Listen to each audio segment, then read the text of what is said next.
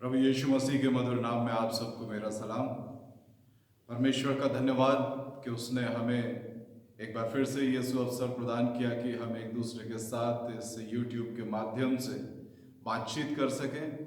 प्रभु का धन्यवाद हो कि उसने मेरे को और आपको सुरक्षित रखा है।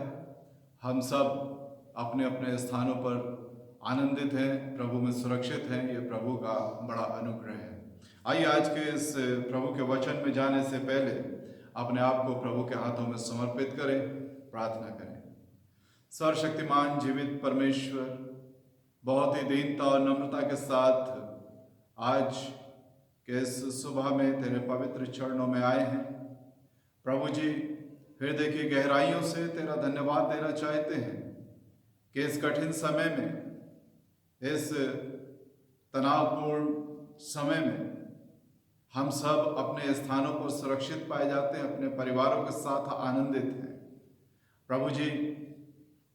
और हमारा विश्वास है कि जो ही ये समस्या हमारे बीच से समाप्त होगी, प्रभु जी एक बार फिर से हम तेरे भवन में एक दूसरे के साथ मिलकर तेरा गुणानुवाद करेंगे, तेरी जय जयकार करेंगे और पिता परमेश्वर एक दूसरे के साथ मिलकर तेरे पवित्र नाम को धन्य कहेंगे। धन्यवाद पिता परमेश्वर कि तूने हमें यह अवसर दिया है। हम एक दूसरे के लिए प्रार्थना करते हुए अपने उन तमाम लोगों के लिए प्रार्थना करते हैं जो इस समय इस विशेष घड़ी में, इस कठिन घड़ी में उन कोरोना पेशेंट्स के साथ या इस समय में इस समस्या को कंट्रोल करने के लिए अपनी अपनी ड्यूटीज़ पर हैं।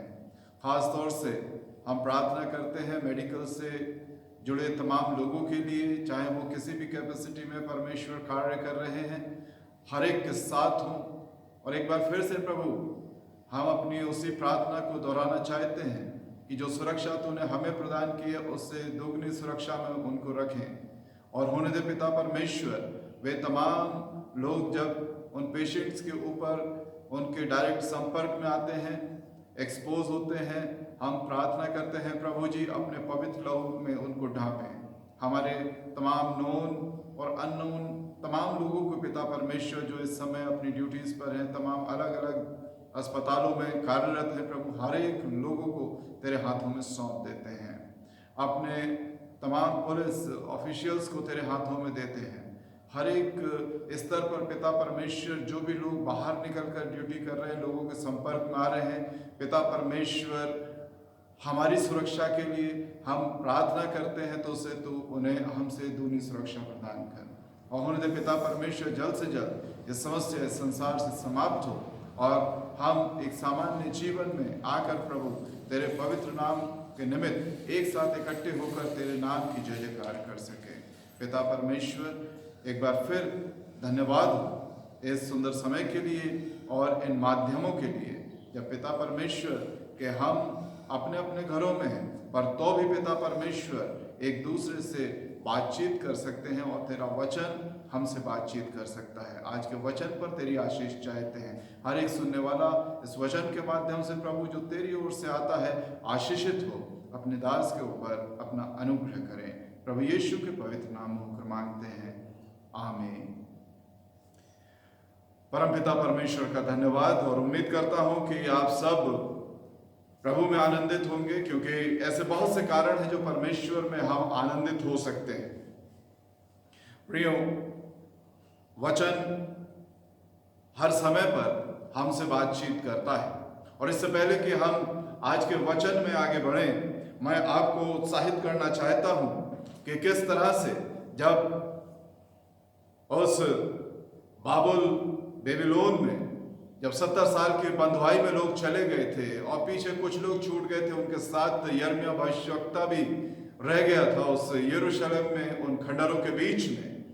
वो वहां से, उन खंडरों के बीच से उन लोगों को उत्साहित करता है, उनकी काउंसलिंग करता है, और जो वो बहुत ही हतोत्साहित होकर कहते हैं कि हम बाबुल की नहरों के किनारे बैठ गए और हमारे मन बड़े उदास हो गए। हम बड़े हतोत्साहित हुए कि जब लोगों ने चाहा कि वे गीत जो हम तेरी प्रशंसा में उस यरूशलेम में गाते थे उनके लिए गाएं। यानी कि वे अपनी हर बात को लेकर चिंतित थे, आने वाले समय को लेकर चिंतित थे, अपनी वर्तमान परिस्थिति से चिंतित थे, अपने बीते हुए समय को लेकर जब वो स्मरण करते थे वो रोते थे।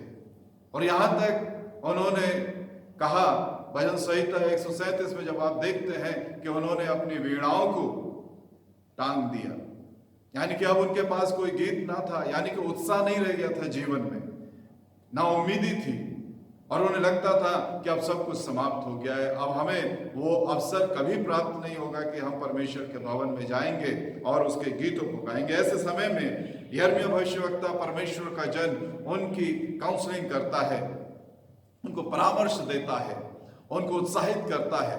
और मेरे साथ आप अपने वचन में निकाल लीजिए, आपके पास जो बाइबल है, यिर्मयाह भविष्यवक्ता की पुस्तक उसका 29वां अध्याय और 4 पद से आगे मैं आपके सामने इसको पढ़ना चाहूंगा कि किस तरह से और कितनी खूबसूरती के साथ लोगों को वो उत्साहित करता है। क्योंकि यिर्मयाह जानता था कि ये 70 साल की बंधुआई है। परमेश्वर ने कहा था कि मैं 70 साल की बंधुआई में तुम्हें बेबीलोन में भेजूंगा, क्योंकि तुम अपने पापों से पश्चाताप नहीं करते हो, तुम्हारे जीने का तरीका बेहतर नहीं है। जिस तरीके से मैं चाहता हूं कि तुम्हारा जीवन आगे बढ़े, तुम उस तरह से अपने जीवन को व्यतीत नहीं कर रहे हो। हम अलग अलग दृष्टिकोण अपना सकते हैं इस कोरोना वायरस को लेकर, मैनमेड मिस्टेक या गॉडली पनिशमेंट के रूप में हम इसे देख सकते हैं। लेकिन इसी के साथ साथ हम एक बात और ध्यान करें कि जो विश्वासी है वो कभी निराश नहीं होता है, उसके लिए हमेशा परमेश्वर में एक आशा होती है, एक उम्मीद होती है, वो प्रभु में आनंदित रहता है, क्योंकि वो ये जानता है कि सांसारिक परिस्थितियां चाहे जैसी भी हों, यदि मेरा जीवन परमेश्वर में है, मैं अपनी आत्मा में परमेश्वर के साथ जुड़ा हुआ हूं और उसका पवित्र आत्मा मेरे भीतर वास करता है, तो मेरे लिए निराशा की कोई बात नहीं। और इसीलिए यिर्मयाह भविष्यवक्ता, जैसे कितने लोग एक पागल करार दे चुके थे, कितने लोग उसको अपने बीच से निकालकर उन वीरानों में धकेल दिया करते थे, वो यिर्मयाह परमेश्वर के साथ जिसका संबंध अच्छा था, वो उस बुरे समय में, उस कठिन समय में, उस विलाप के समय में उनके लिए एक बहुत ही सुंदर संदेश, एक काउंसलिंग, एक परामर्श उनकी करता है। यिर्मयाह भविष्यवक्ता की पुस्तक उसका 29वां अध्याय और 4 पद से आगे इस तरह से कहता है, उसमें लिखा था, जितने लोगों को मैंने यरूशलेम से बंदी करके बेबीलोन में पहुंचवा दिया है, उन सबों से इस्राएल का परमेश्वर सेनाओं का यहोवा यूं कहता है। हाँ, परमेश्वर कुछ कहना चाहता है, और ये हिस्सा आज की परिस्थिति के लिए भी तर्क संगत है, मेरे और आपको भी उत्साहित करना चाहता है और ये कहना चाहता है, घर बनाकर उनमें बस जाओ, बारियां लगाकर उनके फल खाओ, विवाह करके बेटे बेटियां जन्माओ और अपने बेटों के लिए स्त्रियां ब्याह लो और अपनी बेटियां पुरुषों को ब्याह दो कि वे भी बेटे बेटियां जन्माएं, और वहां घटो नहीं वरन बढ़ते जाओ, परंतु जिस नगर में मैंने तुमको बंदी करा के भेज दिया है उसके कुशल का यत्न किया करो और उसके हित के लिए यहोवा से प्रार्थना करो, क्योंकि उसके कुशल से तुम भी कुशल के साथ रहोगे। प्रभु का जन उत्साहित करना चाहता है और उनसे कहना चाहता है कि भविष्य की योजना बनाओ, कुछ प्लानिंग करो आने वाले समय के लिए, क्योंकि परमेश्वर तुम्हें एक बार फिर से इस संकट से बाहर निकालेगा, परमेश्वर फिर से यथास्थिति कर देगा।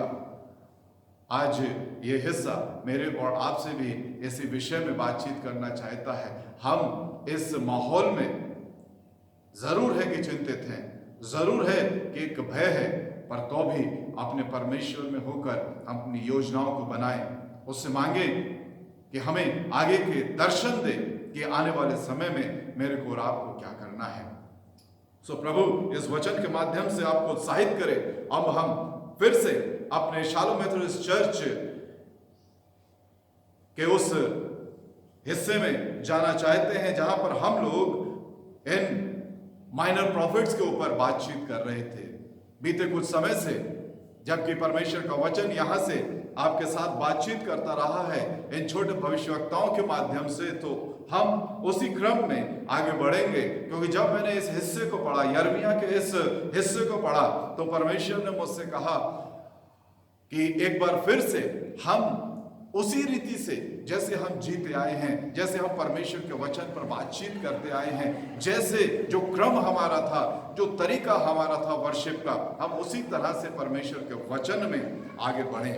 और आज हम उस हिस्से में हैं जहां पर हमने बीते समय में पूरा किया और उसके आगे हम बढ़ते। हमने कुछ फॉल्स प्रॉफिट्स के विषय में यहां पर देखा था। जब मीका नबी के किताब के 3 अध्याय में हम देख रहे थे 1 से 7 पद तक, और यहां पर कुछ भविष्यवक्ताओं के विषय में मीका नबी बातचीत करते हैं। मीका 3 और उसके 8वें पद में कुछ इस तरह से है जो आज मैं और आप उसमें आगे बढ़ना चाहते हैं। मैं जानता हूं आप सब उत्साहित होंगे और कुछ थोड़े से निराश भी रहे होंगे कि आगे का हिस्सा जो हम इन माइनर प्रॉफिट्स को देख रहे थे, और लगातार जब हमने इसमें देखा था तो बड़ी बड़ी विपत्तियों के विषय में बातचीत की गई थी। और वे विपत्तियां जब हम देख रहे थे तो अक्सर ये लगता था, क्या सच में ऐसी कोई विपत्ति हो सकती है? क्या सच में कोई टिड्डियों का दल इतने भयानक रूप से आ सकता है कि वो उस जगह के सारी फसल को, सारे वेजिटेशन को खत्म कर दे, और वहां के पेड़ पौधे भी एक कंकाल के मानंद सफेद दिखाई दे? क्या वो हमारे घरों में, क्या वो हमारे खेतों में, क्या वो हमारे खलिहानों में, क्या वो हर स्थान पर इस तरह से छा सकते हैं? क्या ऐसा कोई संकट हो सकता है? तो जब हम उसको देख रहे थे तो, और इन बड़ी विपत्तियों को जब हम देखते थे, आमोस में तमाम विपत्तियों का जिक्र है जो हम देखते हुए आए हैं, तो कहीं ना कहीं पर हम बैठे हुए जरूर सोचते होंगे कि ये शायद इन भविष्यवक्ताओं की एक कल्पना है कि ऐसा कुछ हो सकता है। लेकिन आज परमेश्वर ने मेरे को और आपको अपनी आंखों से इस बात को दिखा दिया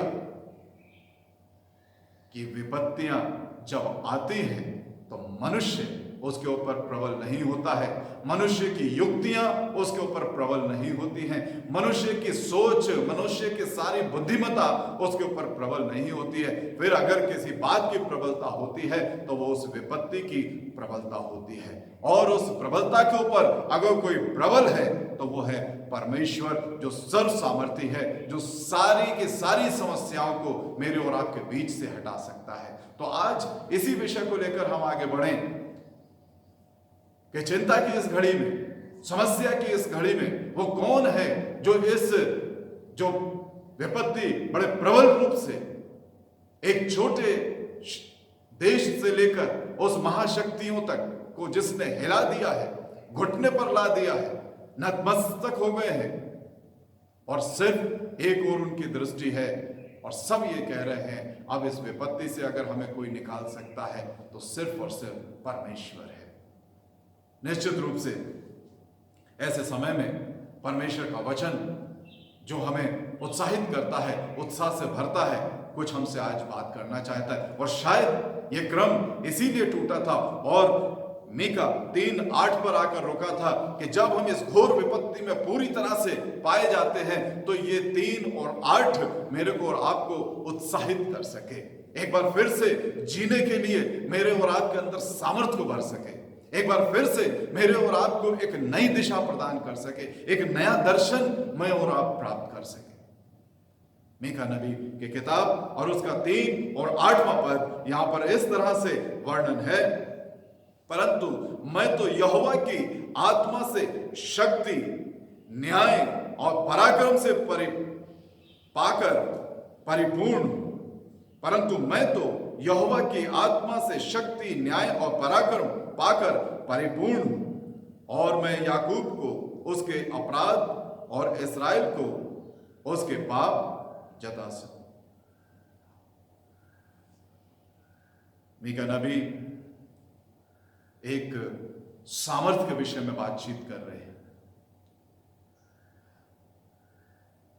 और यहां की जो शुरुआत वो करते हैं, परंतु हम सब जानते हैं, परंतु 2 वाक्यों को या 2 घटनाओं को जोड़ता है।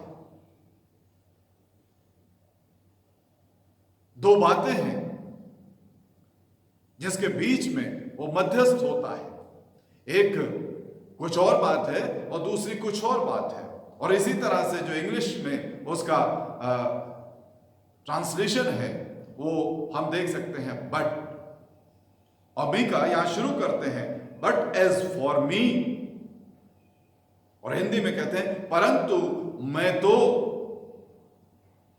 यहोवा की आत्मा से शक्ति, न्याय और पराक्रम पाकर परिपूर्ण हूं।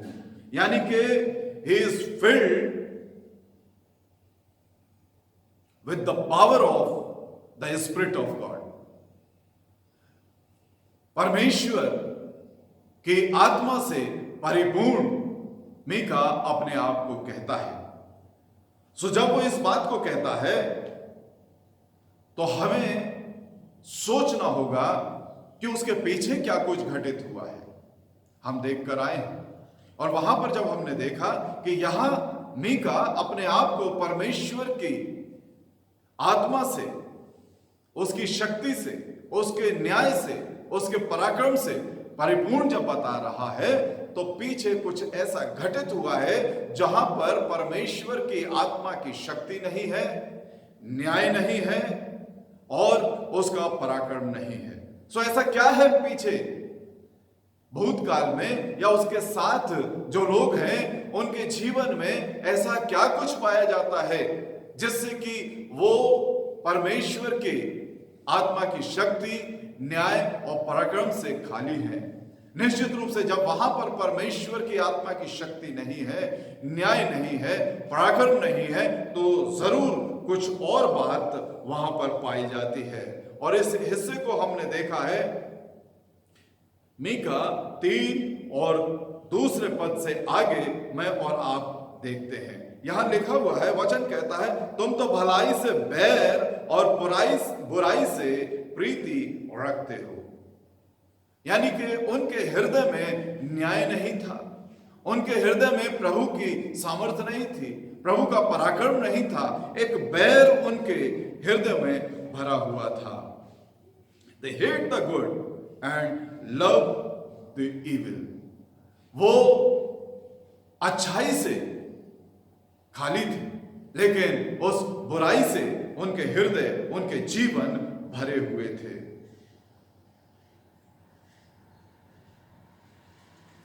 और न सिर्फ ये बुराई जो थी वो कुछ थोड़े छोटे छोटे रूप में उनके बीच में पाई जाती थी, लेकिन वचन ये कहता है जब हम इसको पढ़ते हैं दे बिकेम लाइक बूचर्स।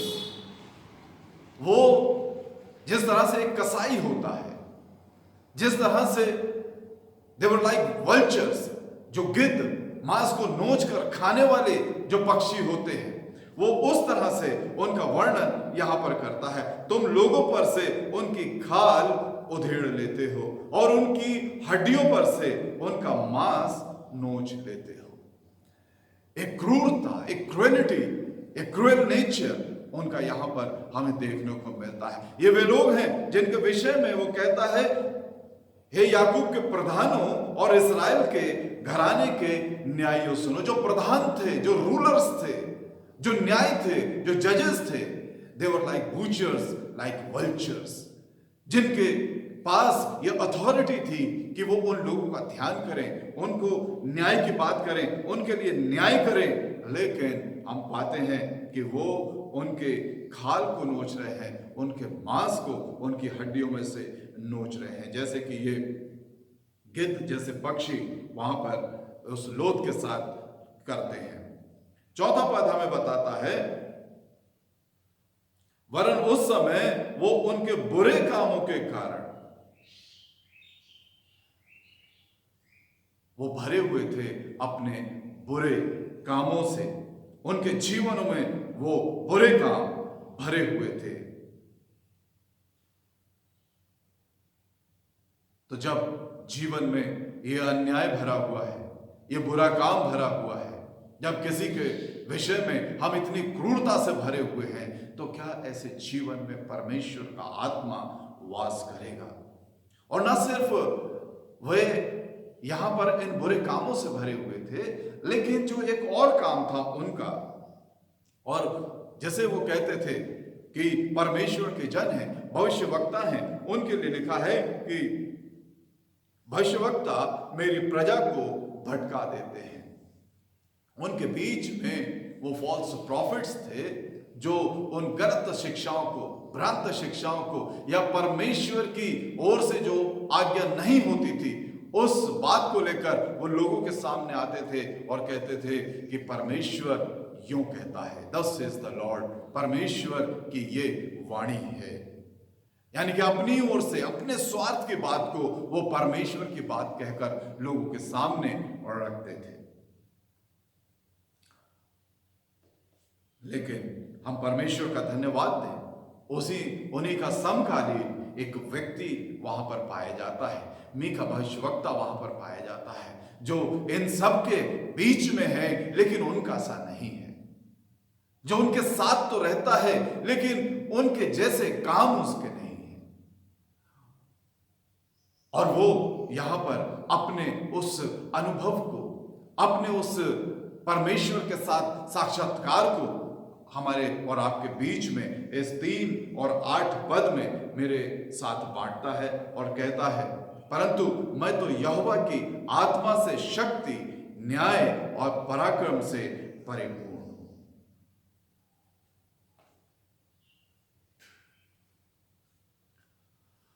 अक्सर हमारी प्रार्थनाएं होती हैं कि परमेश्वर अपना पवित्र आत्मा हमें प्रदान करे,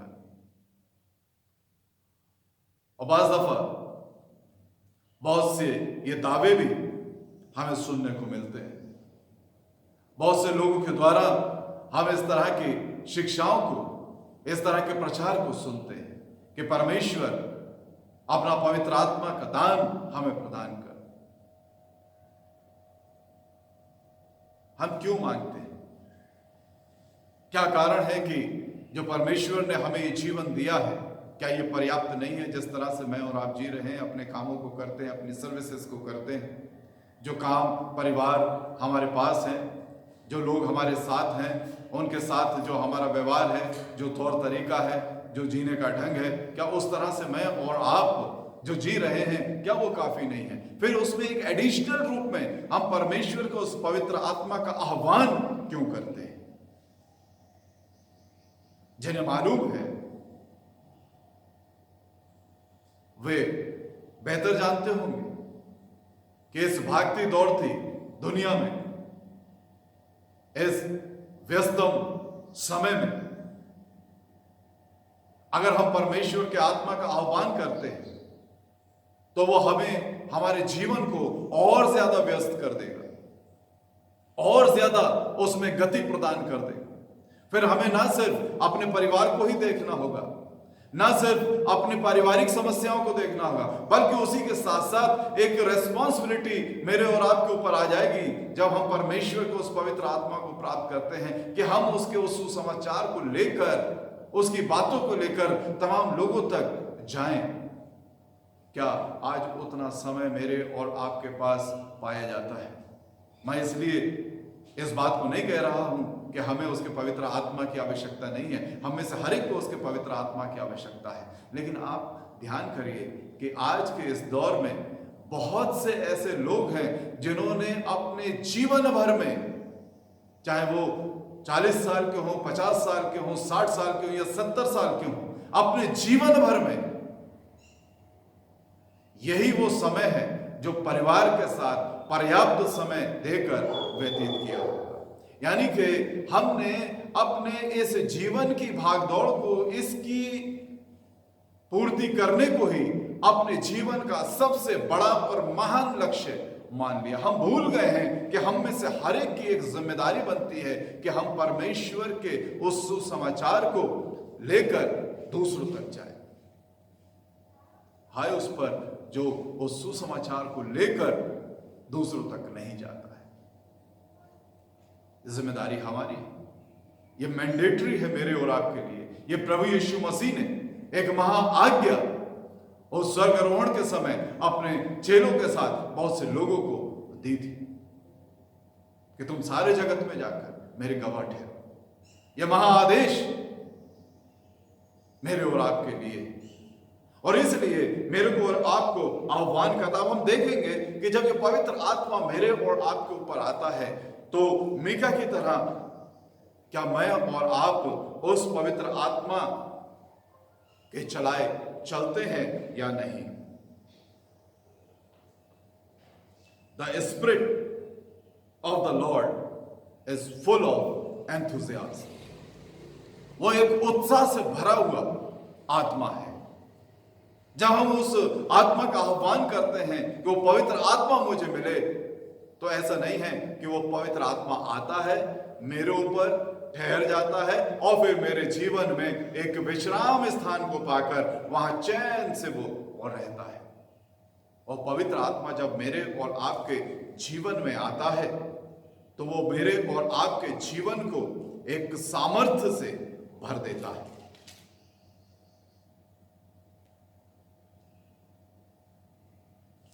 प्रेरितों के काम 2 और 4 पद में हम पाते हैं प्रभु यीशु मसीह के आदेश अनुसार वे उस स्थान पर ठहरे हुए थे, क्योंकि प्रभु यीशु मसीह ने पहले अध्याय में उनसे कहा था कि तुम रुके रहना एक स्थान पर।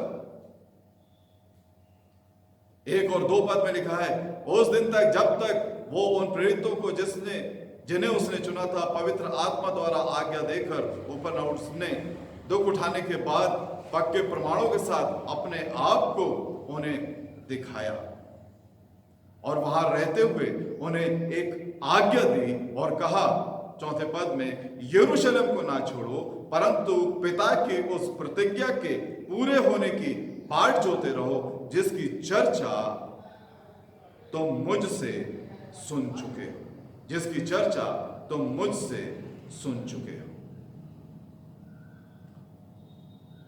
और 8वें पद में प्रभु यीशु मसीह उनसे कहते हैं, परंतु जब पवित्र आत्मा तुम पर आएगा तब तुम सामर्थ पाओगे और यरूशलेम और सारे यहूदिया और सामरिया में और पृथ्वी के छोर तक मेरे गवाह होगे। प्रभु ने ये उनसे कहा था कि जब पवित्र आत्मा आएगा तब तुम सामर्थ को प्राप्त करोगे, और वो सामर्थ उनके ऊपर रुकी जब उन्होंने परमेश्वर की उस आज्ञा का पालन किया। वे ठहरे रहे उस पवित्र आत्मा के प्राप्त होने के लिए, उसे पाने के लिए प्रार्थना करते रहे, और प्रभु के आदेश अनुसार उन्होंने उस स्थान को नहीं छोड़ा। और दूसरे अध्याय के 4 पद में वो घटना घटित हो जाती है और कहते हैं, संत लूका यहां कहते हैं, वे सब पवित्र आत्मा से भर गए और जिस प्रकार आत्मा ने उन्हें बोलने की सामर्थ्य दी वे अन्य अन्य भाषा बोलने लगे। वे अन्य अन्य भाषा बोलने, वे सब पवित्र आत्मा से भर गए। सो जब वो पवित्र आत्मा आता है मेरे और आपके ऊपर, तो इसलिए नहीं आता है कि वो आकर ठहर जाए और उसे एक विश्राम स्थान मिल जाए और वो भी कुछ ना करे और मैं और आप भी कुछ ना करें। जब हम उस पवित्र आत्मा का आह्वान करते हैं तो हम निश्चित रूप से जाने, चाहे कोई भी समय क्यों ना चल रहा हो, हमें परमेश्वर के काम करते रहना होगा, क्योंकि सब कुछ रुक सकता है लेकिन परमेश्वर का काम कभी नहीं रुक सकता है, क्योंकि परमेश्वर आरंभ से लेकर आज तक मेरे और आपके बीच में कार्यरत है। अगर वो कार्यरत ना होता तो आज मेरे और आपकी दृष्टि उस परमेश्वर के ऊपर ना लगी होती। तो पहली चीज जो हमने देखी, the spirit is full of enthusiasm. यही आत्मा जो है वो कुछ करती है। The spirit of the Lord is very very creative. वो बहुत आश्चर्यजनक रूप से अलग अलग काम मेरे और आपके जीवन में करती है और इस संसार में करती है। और इस हिस्से से मैं और आप बहुत अच्छी तरह से परिचित होंगे, जो 1 कुरिन्थियों और उसके 12वें अध्याय में हमें मिलता है। और यहां पर ये एक आत्मा जब हमारे और आपके ऊपर आकर ठहरती है तो वो एक सा काम नहीं करती है। हर एक को वो एक ही सा काम नहीं बता देती है। वो मोनोटोनस वे में मेरे से और आपसे काम नहीं कराती कि हम सबको पवित्र आत्मा मिले और हम सब एक ही परिपाटी पर एक के पीछे एक ही काम को करते चले जाएं। यहां पर जब आप पढ़ते हैं तो यहां उस आत्मा के अलग अलग काम हमें दिखाई देते हैं और वचन ये कहता है कि वरदान तो कई प्रकार के हैं परंतु आत्मा एक ही है और सेवा भी कई प्रकार की है परंतु प्रभु एक ही है और प्रभावशाली कार्य कई प्रकार के हैं परंतु परमेश्वर एक ही है। सो जब हर प्रकार का प्रभाव उत्पन्न हुआ किंतु सबके लाभ पहुंचाने के लिए हर एक को आत्मा का प्रकाश दिया जाता है, क्योंकि एक को आत्मा के द्वारा बुद्धि की बातें दी जाती हैं और दूसरे को उसी आत्मा के अनुसार ज्ञान की बातें दी जाती हैं। किसी को उसी आत्मा से विश्वास और किसी को उसी एक आत्मा से चंगा करने का वरदान दिया जाता है। फिर किसी को सामर्थ्य के काम करने की शक्ति और किसी को भविष्यवाणी करने की, किसी को आत्माओं की परख की और किसी को अनेक प्रकार की भाषा और किसी को भाषाओं का अर्थ बताना। परंतु ये सब प्रभावशाली कार्य वही एक आत्मा कराता है और जिसे जो चाहता है वो बांट देता है। So the spirit of the Lord is very very creative. वो बहुत ही अद्भुत रीति से अलग अलग काम मेरे को और आपको सौंपती है। इस समय में अगर हम और आप उस पवित्र आत्मा का आह्वान कर रहे हैं, उससे बातचीत कर रहे हैं और परमेश्वर से चाहते हैं, जबकि हम अपने घरों में बैठे हुए हैं, पर्याप्त समय है मेरे और आपके पास इस वचन में देखने का, झांकने का, मनन करने का, पर्याप्त समय है मेरे और आपके पास प्रार्थना करने का। तो जब हम परमेश्वर के उस पवित्र आत्मा का आह्वान करते हैं तो निश्चित रूप से एक नया वरदान मेरे को और आपको प्राप्त हो सकता है इन दिनों में, जबकि इस लॉकडाउन में मैं और आप सब अपने अपने घरों में हैं और परमेश्वर हमें एक नए दर्शन के साथ आगे बढ़ा सकता है। उसके पास अनेक कार्य हैं, अनेक माध्यम से मेरे से और आपसे वो बातचीत कर सकता है। अब ये हम यहां पर जो मीका से परमेश्वर का वचन बड़ी सामर्थ्य के साथ, उस शक्ति के साथ आकर बातचीत करता है, उसके ऊपर उतरता है और इस बात को वो लोगों के बीच में बताता है।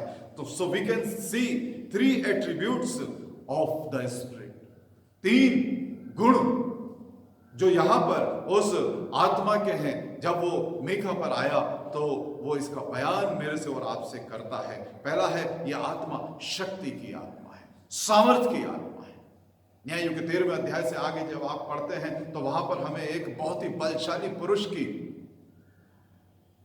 एक कहानी, एक वर्णन वहां पर हमें मिलता है। शिमशोन के नाम से जिसे हम और आप जानते हैं, सैमसन एक बलशाली पुरुष था। जब जब परमेश्वर का आत्मा उसके ऊपर उतरता था, एक बड़ा बल उसके अंदर आ जाता था। और हम पाते हैं कि जब जब उस आत्मा का वो आह्वान करता था और वो आत्मा उसमें समाता था, वो अनेकों अद्भुत काम जो कोई और नहीं कर सकता था, वो सैमसन के जीवन से मैं और आप देखने पाते हैं। और ना सिर्फ सैमसन, लेकिन जो भी व्यक्ति परमेश्वर के साथ उसके उस आत्मा को प्राप्त करता है, परमेश्वर जैसा वो दिखाई देता है उससे बढ़कर उसके जीवन से वो कार्य कराता है। इसलिए जो परमेश्वर का आत्मा है वो शक्ति का आत्मा है, एक सामर्थ्य का आत्मा है, जो मीका यहां पर बताता है। मीका ने लोगों का सामना किया, राजाओं का सामना किया, झूठे भविष्यवक्ताओं का सामना किया। एक अकेला व्यक्ति, यिर्मयाह अकेला व्यक्ति राजाओं के सामने खड़े होकर वो कहता था, तेरे भविष्यवक्ता झूठ बोलते हैं, मैं परमेश्वर की बात तुझे बताता हूं। 70 साल की बंधुआई में ये देश चला जाएगा। मार खाते थे लोग, इनको पागल करार दे देते थे, लेकिन जैसे वो दिखाई देते थे उससे बढ़कर वो काम करते थे। यहोशू एक जवान व्यक्ति, कहीं पर हम नहीं पाते हैं कि वो राजा था, उसका अभिषेक एक राजा के लिए किया गया था, लेकिन एक व्यक्ति, एक लीडर ने एक ऐसा काम किया जो बड़े बड़े राजा नहीं कर पाए। वो राजा नहीं था, लेकिन उसने राज्य स्थापित कर दिया, इस्राएल राष्ट्र को स्थापित कर दिया, जो आज वर्तमान में एक सामर्थी शक्तिशाली राष्ट्र के रूप में इस संसार में जाना जाता है। अद्भुत काम परमेश्वर कराता है अपने उस आत्मा के माध्यम से, और मीका कहता है ये आत्मा शक्ति का आत्मा है। दूसरा जो गुण वो यहां पर बताता है वो न्याय का आत्मा है। वो न्याय का आत्मा है। हम याद करें सुलेमान को, जब परमेश्वर ने उससे कहा कि तू क्या चाहता, उसने कहा मुझे बुद्धि दे ताकि मैं तेरे इस प्रजा का न्याय कर सकूं, इसे संभाल सकूं जो तूने मुझे दिया है। वो एक न्याय का आत्मा है, और हम पाते हैं कि परमेश्वर ने उसे अद्भुत बुद्धि से परिपूर्ण किया। लेकिन उससे भी बढ़कर एक और है जिसने अद्भुत न्याय किया, और जिसे हम जानते हैं प्रभु यीशु मसीह के रूप में।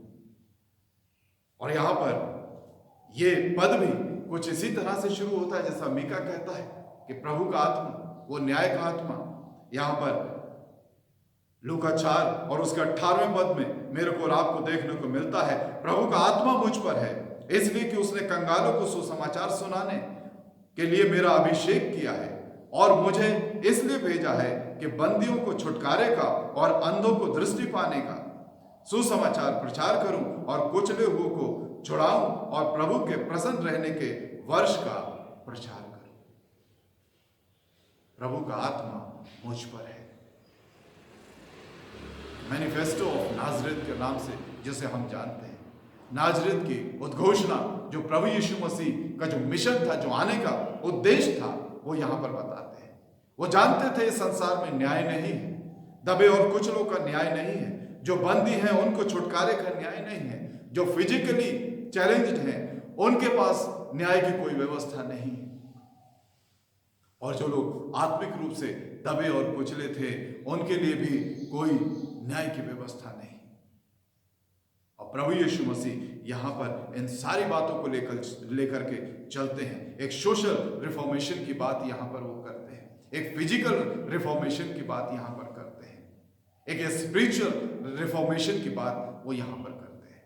एक न्याय जो एक रिफॉर्मेशन हमारे इन तीनों क्षेत्रों में लेकर आ सके, सामाजिक रूप से, शारीरिक रूप से और आत्मिक रूप से मेरे और आपके लिए एक छुटकारे की बात कह सके, कि मैं और आप उन बंधनों से स्वतंत्र महसूस करें।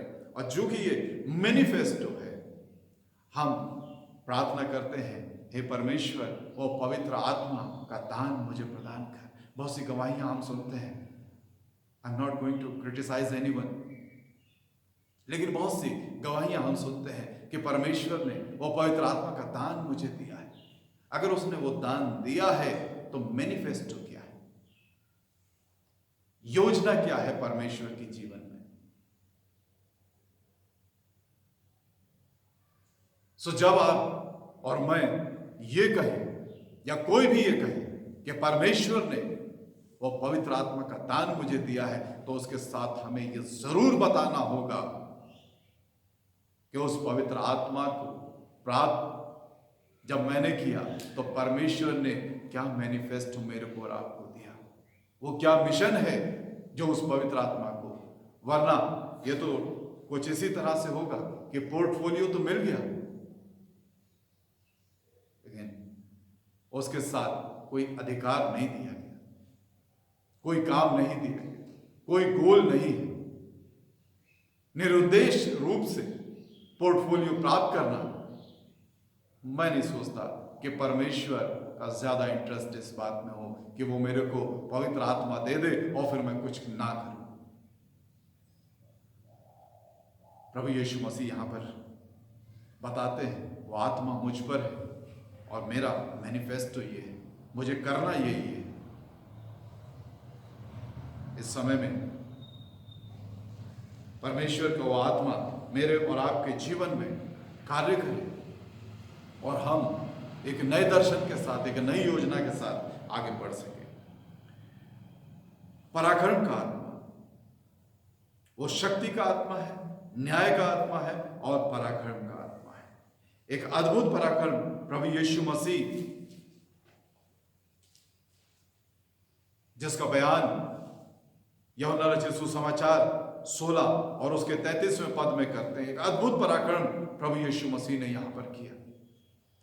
एक बार फिर से जो मैं और आप प्रभु यीशु मसीह के लहू में, उस बात के लिए हम सब प्रार्थना कर रहे हैं कि अपने लहू से हमको ढांप ले, बचा ले इस संसार को अपने उस लहू के आवरण।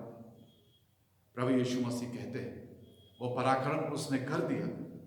16 यूहन्ना रचित सुसमाचार 16:33 में प्रभु यीशु मसीह कहते हैं, मैंने ये बातें तुमसे इसलिए कही हैं कि तुम्हें मुझ में शांति मिले।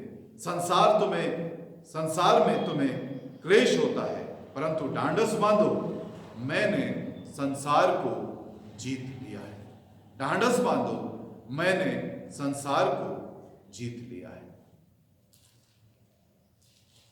प्रभु यीशु मसीह ने जो ये बात कही है, मैंने संसार को जीत लिया है, इसी पराक्रम की बात मीका यहां पर करते हैं कि जो परमेश्वर का आत्मा है वो पराक्रम का आत्मा है।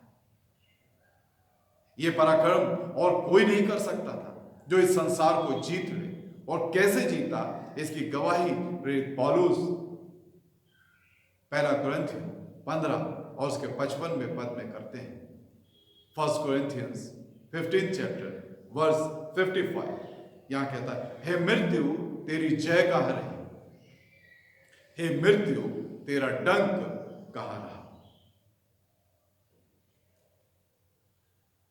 मृत्यु का डंक पाप है और पाप का बल व्यवस्था, परंतु परमेश्वर का धन्यवाद हो जो हमारे प्रभु यीशु मसीह के द्वारा हमें जयवंत करता है। प्रभु यीशु मसीह के द्वारा हमें जयवंत करता है। सच में वो पराक्रम का आत्मा जो प्रभु यीशु मसीह के साथ था, उसने संसार को जीत लिया। उसने मृत्यु के भय को दूर कर दिया, मृत्यु के डंक को दूर कर दिया और मेरे और आपके लिए एक जीवंत जीवन को जीने का सुअवसर प्रदान किया। आज की सुबह में एक बार फिर से हम परमेश्वर का धन्यवाद दें कि मीका इस जीवंत आत्मा के विषय में बातचीत करता है। मीका मेरे से और आपसे एक बार फिर से उत्साह में आगे बढ़ने की बातचीत करता है। और ये उत्साह, ये परमेश्वर का आत्मा जो शक्ति का, जो न्याय का और पराक्रम का आत्मा है, ऐसे समय में मेरे को और आपको इसी परमेश्वर के आत्मा की आवश्यकता है कि मैं अपने अंदर एक नई शक्ति को महसूस कर सकूं। मैं और आप इस संसार में जो बड़ा अन्याय हो गया था, एक न्याय को पुनः स्थापित होते हुए देख सकें और उस पराक्रम को भी देख सकें कि परमेश्वर कैसे इस भारी वैश्विक महामारी से मेरे को और आपको, इस सारे संसार को छुटकारा दे सकता है। प्रभु करे कि मैं और आप परमेश्वर के इस जीवंत वचन के अनुसार अपने जीवन में नई आशा के साथ आगे बढ़ सकें। निराशाओं को छोड़कर, अंधकार को छोड़कर, भय को छोड़कर, चिंता को छोड़कर प्रभु के दर्शन में, प्रभु का दर्शन पाके प्रभु में एक नई योजना के साथ, एक नए उत्साह के साथ आने वाले समय का सामना करें। प्रभु हमें ऐसी सामर्थ्य प्रदान करें, प्रभु हमें आशीषित करें। आइए प्रार्थना करें। सर्वशक्तिमान जीवित परमेश्वर, धन्यवाद के साथ तेरे पवित्र चरणों में धन्यवाद देते हैं पिता परमेश्वर